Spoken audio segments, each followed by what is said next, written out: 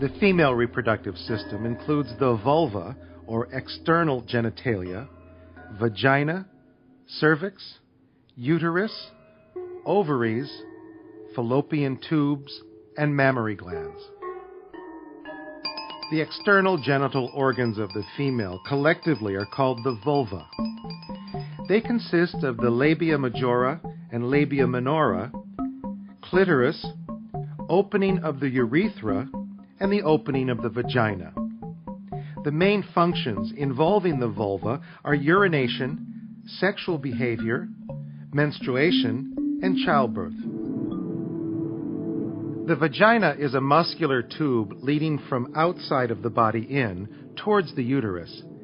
This is where semen from the male is deposited into the woman's body during sexual intercourse. The cervix joins with the vagina. Approximately half of the cervix is visible. The other half extends above the vagina beyond view. The uterus, also called the womb, is the major female reproductive organ. The uterus opens into the vagina via the cervix at one end and the fallopian tubes at the other end. Layers of smooth muscle, called myometrium, make up the structure of the uterus. The function of the uterus in reproduction is to accept a fertilized egg or ovum, which becomes implanted in the uterine lining or endometrium.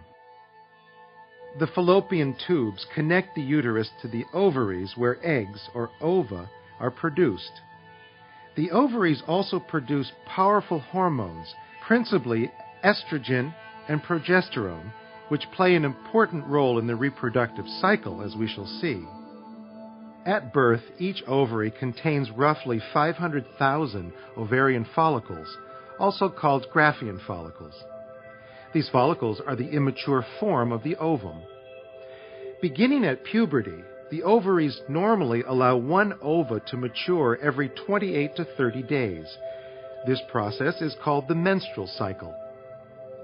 In the first half of the menstrual cycle, levels of estrogen rise and make the lining of the uterus, the endometrium, grow and thicken.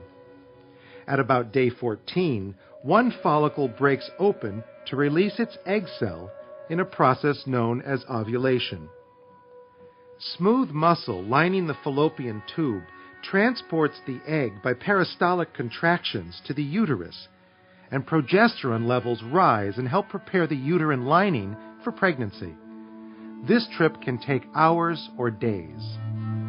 If the egg becomes fertilized by a sperm cell and attaches itself to the uterine lining, the woman becomes pregnant. If the egg is not fertilized, it either dissolves or is absorbed into the body. If pregnancy does not occur, estrogen and progesterone levels drop, and the thickened lining of the uterus is shed during the menstrual period.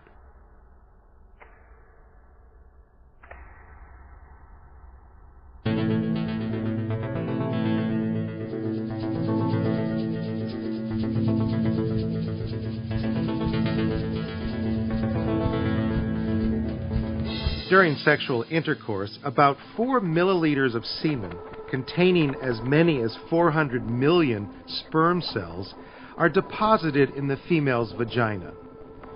Most of these sperm will die within 48 hours.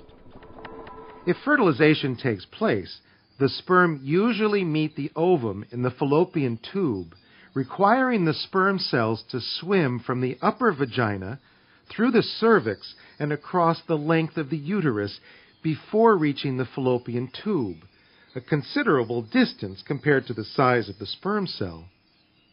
Once the ovum fuses with a single sperm cell, its cell membrane changes, preventing fusion with other sperm.